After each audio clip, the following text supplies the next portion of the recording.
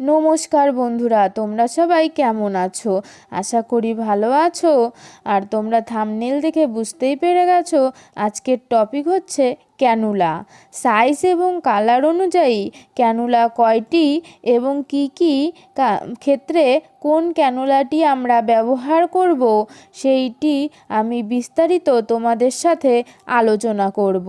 Video শুরু করার আগে তোমাদেরকে বলি, আমার ভিডিও যদি তোমাদের গুরুত্বপূর্ণ মনে হয় তবে আমার চ্যানেলটি সাবস্ক্রাইব করে রাখবে এবং আমার ভিডিও লাইক করবে, কমেন্ট করে বলবে আমার কোন জায়গাটা ভুল হচ্ছে, কোন জায়গাটায় আমাকে আরও ইমপ্রুভমেন্ট করতে হবে।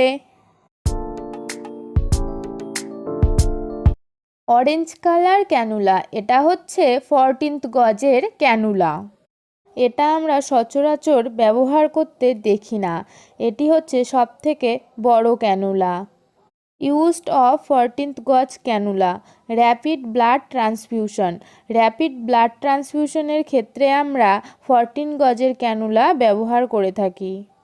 তারপরেই আমরা 16th গজের ক্যানুলা দেখে নেব। এটা ধূসর কালারের হয় আর এটাও আমরা সচরাচর ব্যবহার করতে দেখি না।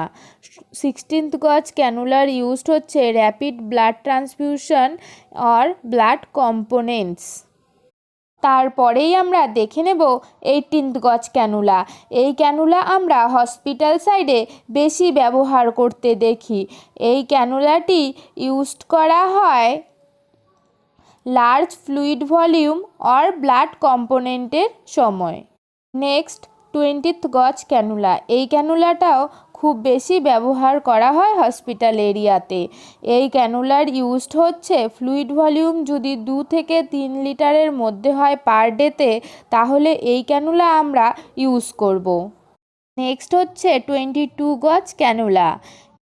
এটি সাধারণত বাচ্চারা যদি অনেক সময় ধরে আইভি মেডিকেশন পায় তাহলে এই ক্যানুলা করা হয় এবং যাদের খুব সরু ভেন থাকে তাদের ক্ষেত্রেও এই ক্যানুলা করা হয়।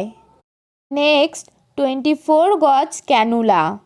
এই 24 গজের ক্যানুলা সাধারণত চিলড্রেন অর ইনফ্যান্টের ক্ষেত্রে ব্যবহার করা হয়। তারপর হচ্ছে 26 গজ ক্যানুলা। এই ক্যানুলাটি প্রধানত নিউবর্ন এবং ইনফ্যান্টের ক্ষেত্রে ব্যবহার করা হয়। তো বন্ধুরা, আজকে আমরা আইভি ক্যানুলা সম্বন্ধে জানলাম যে সাইজ অনুযায়ী কোন ক্যানুলাটি কোন ক্ষেত্রে আমরা ব্যবহার করব। তো আজকে আমরা দেখলাম 14 গজের ক্যানুলা কমলা কালারের, যেটা র্যাপিড ব্লাড ট্রান্সফিউশনের ক্ষেত্রে ব্যবহার করা হয়। সেকেন্ড আমরা দেখলাম 16 গজের ধূসর কালার ক্যানুলা। এটাও আমরা র্যাপিড ব্লাড ট্রান্সফিউশন এবং ব্লাড কম্পোনেন্ট ট্রান্সফিউশনের ক্ষেত্রে ব্যবহার করতে দেখি।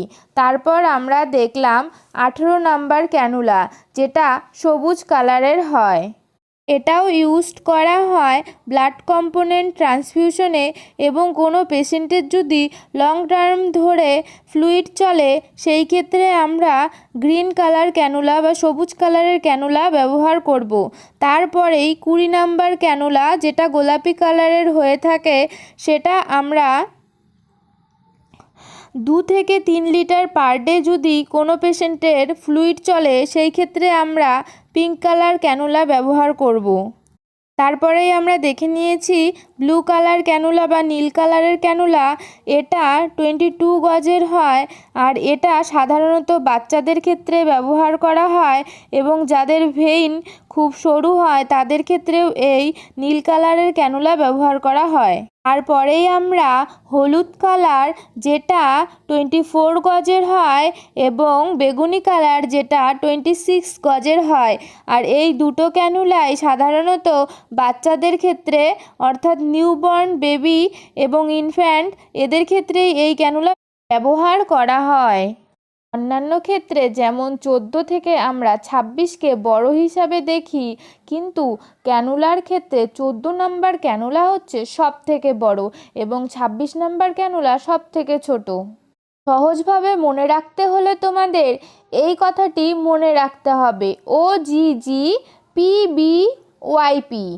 তো এই কথাটা যদি তোমরা মনে রাখো তাহলে ক্যানুলার সাইজ এবং কালার দুটোই মনে থাকবে। আমি তো এইভাবে মনে রাখি, তাই আমি তোমাদের সাথে শেয়ার করলাম।